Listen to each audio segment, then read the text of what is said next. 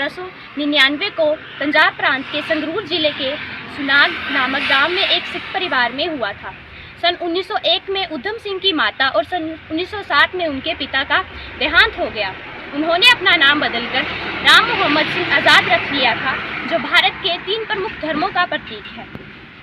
अनाथालय में उधम सिंह की ज़िंदगी अच्छी चल रही थी कि 1917 में उनके बड़े भाई का देहांत हो गया।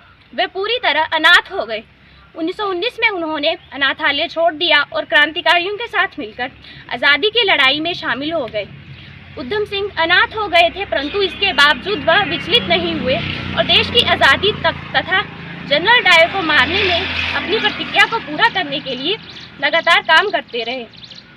इस घटना से वीर उधम सिंह तिल मिला गए और उन्होंने जलियांवाला बाग की मिट्टी हाथ में लेकर माइकल और डायर को सबक सिखाने की प्रतिज्ञा ले ली। सन 1934 में उधम सिंह लंदन पहुंचे।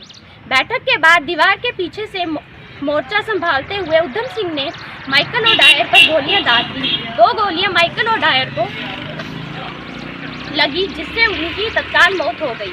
उधम सिंह ने वहां से भागने की कोशिश नहीं की और अपनी गिरफ्तारी दे दी।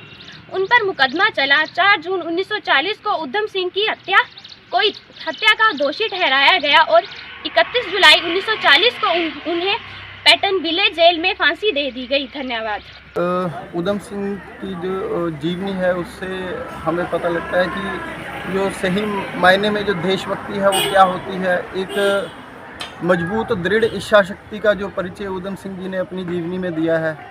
एक बाल्यकाल में ही जो जलियांवाला कांड हुआ था उससे प्रभावित होकर उसकी इतनी गहरी चोट इनके दिल पर पहुंची कि इन्होंने उसी समय प्रण कर लिया कि इस हत्याकांड को जो अंजाम देने वाले जनरल और डायर हैं, जब तक उसको ख़त्म नहीं कर देंगे तब तक वो चैन से नहीं बैठेंगे। और मातृभूमि की रक्षा के लिए और उस जनरल और डायर को अपने अंजाम तक पहुंचाने के लिए इन्होंने काफ़ी वर्ष तक जो है लगातार उसका पीछा किया और लगातार ये मौका ढूंढते रहे कि कब जो है उसको ख़त्म करके अपने बलिदानियों का बदला ले सकें। और 1919 के उस घटनाक्रम के बाद 1940 में जाकर इन्हें वो मौका मिला और इन्होंने जैसी अपनी इच्छा शक्ति रखी हुई थी उसके ऊपर खरा उतरते हुए इन्होंने जनरल और डायर को गोलियों से भूनकर अपने जो देशवासी हैं जो बलिदानी हुए थे उनका इन्होंने बदला लिया।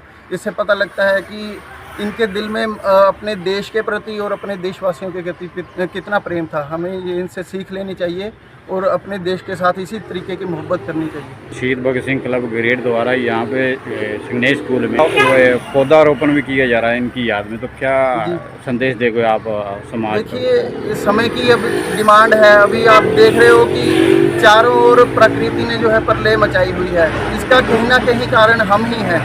हम लोग अप्रत्याशित रूप से जो है वन का कटान कर रहे हैं, भूमि का कटान कर रहे हैं, जिसकी वजह से प्राकृतिक जो है इस समय उथल पुथल मची हुई है। अब इसको हम किसी तरीके से तो सही करें, तो उसका एकमात्र और सही जरिया यही है कि हम ज़्यादा से ज़्यादा जितने ज़्यादा हो सके पौधे लगाएं। तो हम तो मौके की तलाश में रहते हैं कि हमें कोई ना कोई ऐसा बहाना मिले कि हम उस दिन ज़्यादा से ज़्यादा पौधारोपण कर सकें। तो आज इससे बढ़िया दिन क्या होगा कि आज एक हमारे अमर शहीद उधम सिंह जी की पुण्यतिथि है और उनकी याद में हम यहाँ पे बच्चों से पौधारोपण कराएंगे और आगे बच्चों को भी सीख मिले ताकि ये ज़्यादा से ज़्यादा पौधे लगाएं। अगर ये पौधे लगाएंगे तो पौधों के कटान का इनके मन में ख्याल अपने आप ही नहीं आएगा कि जो बच्चा किसी को तैयार करने में या किसी चीज़ के संरक्षण में जब लग जाता है तो उसको काटना या उसकी हत्या करना उसके फिर दिमाग में जहन में आता नहीं है। तो हो सकता है इसी प्रयासों से आगे जो है हमारी ये सृष्टि बची रहे, प्रकृति हमारी बची रहे। शहीद उधम सिंह जी बहुत बड़े हमारे स्वतंत्रता सेनानी थे, तो उनके आज उनका शहीदी दिवस है, तो उनके उस उपलक्ष्य में हमने आज स्कूल में 70 पौधे लगाने का आज हमने निर्णय लिया था और उसका आज हमने शुरुआत कर दी। शाम तक हम लगा देंगे आज सारे पौधे और इससे बच्चों को भी प्रेरणा मिलती है कि जिन्होंने अपने देश के लिए अपने प्राण न्यौछावर किए हैं, देशभक्ति उनमें भरी हुई है, उनको देख करके उनके मन में भी देशभक्ति की भावना उत्पन्न होती है। तो युवाओं को और इन बच्चों को क्या संदेश दोगे आप? देखो जी, इन देश- शहीदी महान क्रांतिकारियों ने जिस हाँ तरह देश को आज़ाद कराने में अपने बलिदान दे दिए हैं, हाँ। तो आप देश तो देखो जी आज़ाद उन्होंने करवा दिया था, उनका काम ख़त्म हो गया था। अब उस देश को आगे कैसे चलाना है, हमने कैसे इस देश को आगे बढ़ाना है, अच्छी पढ़ाई करके, नशा को छोड़ करके, अच्छी नौकरी करके, देश की सेवा करके, तो ये सारे काम जो है वो उन्होंने अब आगे करने हैं। तो यही हम बच्चों को संदेश देते हैं कि बुरी आदतों से बच के अपने देश के लिए कुछ करें।